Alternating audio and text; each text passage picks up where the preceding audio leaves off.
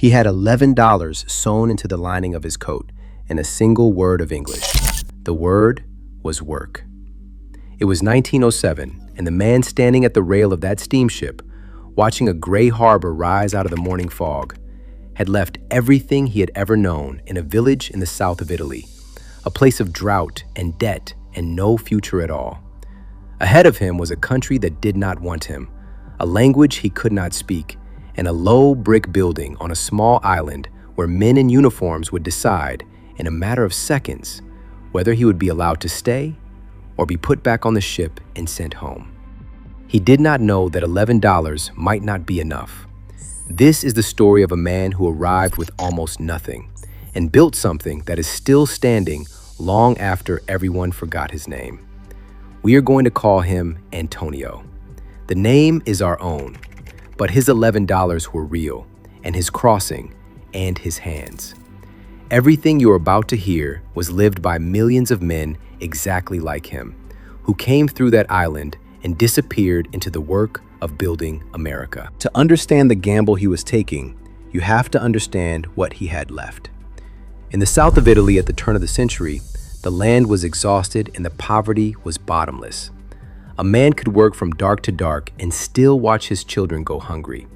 And so, like millions of others, Antonio made the hardest arithmetic a person can make: that the pain of leaving everyone he loved was smaller than the pain of staying and watching them starve. He sold what little he had. He bought the cheapest passage there was, and he stepped onto a ship bound for a place he had seen only in other men's letters. That cheapest passage had a name. They called it steerage, the bottom of the ship, below the waterline, where the poor were packed in by the hundreds. For up to 2 weeks, Antonio lived down there in the dark, in air thick with smoke and sickness, and the smell of too many bodies in too small a space. Most of the crossing was spent seasick in a narrow bunk. The men who survived that journey remembered the lice and the stench long after they had forgotten almost everything else. But they endured it, because at the end of it was America.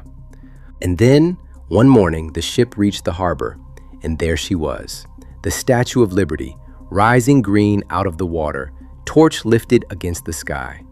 Grown men wept at the sight of her. But here is the cruelty hidden in that beautiful moment. If Antonio had been traveling in first class or second class, he would have been waved through almost immediately, on the simple theory that anyone who could afford the fare would not become a burden. But he was steerage, and steerage did not get to simply walk into America. Steerage was loaded onto ferries and carried to a place the Italians had already learned to call the Island of Tears. By the time Antonio climbed the steps onto Ellis Island, more than 10,000 people a day were passing through it.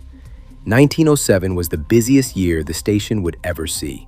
He was funneled, with thousands of strangers speaking 100 different languages, toward a steep staircase that rose into an enormous hall. And that staircase was a trap, though he did not know it. Because at the top of those stairs stood doctors, and the doctors were already watching. They watched how each immigrant climbed. They watched for the man who wheezed, who limped, who gasped for breath, who faltered. In the time it took to walk up a flight of stairs, a doctor was deciding whether your body was strong enough for America.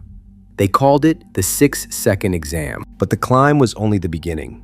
Inside that vast hall, under soaring ceilings and a roar of countless languages, the doctors moved down the lines, checking each person for some 60 different signs of illness in seconds.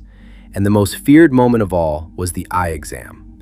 An inspector would take a small metal buttonhook, the kind used to fasten shoes, and use it to flip back each immigrant's eyelid, searching for the signs of a contagious eye disease that could cause blindness. If they saw it, you were finished. And if a doctor saw anything that worried him, anything at all, he would lift a piece of chalk and draw a single letter on your coat. That chalk mark meant you were pulled out of the line. It meant you might be sent back. Imagine the terror of it. To have sold everything, to have crossed an ocean in the dark, to have stood at last beneath the Statue of Liberty, and then to watch a stranger draw a chalk letter on your coat and turn you around. For about 2 in every 100, that is exactly what happened. They were marked, detained, and shipped back across the same ocean, a crushing defeat after the most expensive and desperate journey of their lives. And for those who were poor, alone, and could not speak the language, the danger was sharpest of all, because there was one more test, and it was the one Antonio had the most reason to fear. The single most common reason for turning an immigrant away was the judgment that he was, in their words, likely to become a public charge, a burden on the country, unable to support himself. To guard against it, immigrants were advised to arrive carrying about $25, along with the address of a relative or friend who could vouch for them. $25 was the proof that you would not starve in the street before you found work. Antonio had 11.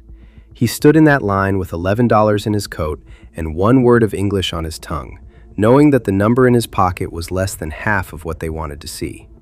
A single skeptical inspector, a single bad moment, and the whole impossible gamble was over. We do not know exactly how he made it through, whether a relative's name saved him, or a sympathetic translator, or simply the fact that he was a strong man who swore he could work.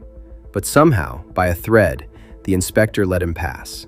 And Antonio walked out of that hall, down to the place they called the kissing post, and stepped into America with $11 and the clothes on his back. And now the real work began. The America that took him in did not welcome him. To many, he and the millions like him, the Italians, the Poles, the Jews, the Greeks, were unwelcome, looked down on, judged as something less. The signs and the slurs were real. But the country that scorned him also needed him, because America at that moment was being built, and it was being built by hands exactly like his. Antonio went down into the tunnels they were blasting beneath the city for the subways. He hauled stone.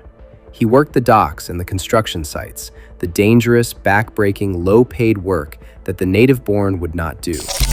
Men were maimed in those tunnels. Men were killed, and no one wrote down their names, and the work simply went on without them. And every week, he saved. He lived crowded into a single room with other men. He sent money back across the ocean to the family he had left, and he saved every cent he could, because the $11 had taught him exactly how thin the line was between surviving and being sent home. For years, this was his life. The cold, the danger, the aching hands, the saving. And then came the turning point that this entire story was built toward. The day Antonio stopped breaking his back for another man's wages and built something of his own. A small shop, perhaps, with his own name above the door. And here is a quiet truth that history forgot. Years later, when an Americanized version of his name appeared, on that shop sign, on his children's school papers, no official at Ellis Island had ever changed it. That old story is a myth. The men in the hall worked from lists written back in Italy. They changed no one's name. If Antonio's name became more American, it was because he chose it himself. One more small act of a man deciding who he was going to be in this new country. And the thing he built outlived him. Not just the shop, not just the name. He raised children who were fully American, who spoke English without an accent, who went further than he ever could have dreamed, who in time could barely picture the village he had come from. That was the gift, and that was the cost. Everything he gained by letting the old world go, until his own great-grandchildren would walk down a city street, past buildings and tunnels and walls that his hands had helped to raise, and never once know that a man named Antonio had been there at all. That is the strange immortality of the forgotten builder. He is nowhere in the history books, and he is everywhere in the country itself. In the stone of the bridges, in the families that filled this nation, in the $11 that became a whole and lasting life. We do not know his real name because there were millions of him, and the textbooks remember almost none of them. So this is for him, the man who arrived with $11 and a single word of English and built something that is still standing. If his story moved you, then he is not forgotten anymore. Stay with us, and we will keep bringing the forgotten back into the light.